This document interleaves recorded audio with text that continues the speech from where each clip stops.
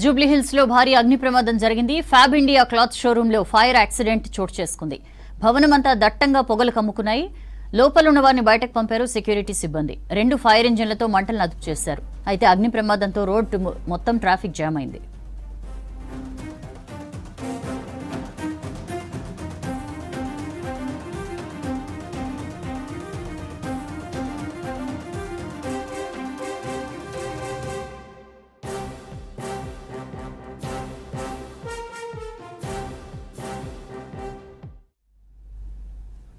జూబ్లీహిల్స్ లో భారీ అగ్ని ప్రమాదం జరిగింది. ఫ్యాబ్ ఇండియా క్లాత్ షోరూమ్ లో ఫైర్ యాక్సిడెంట్ చోటు చేసుకుంది.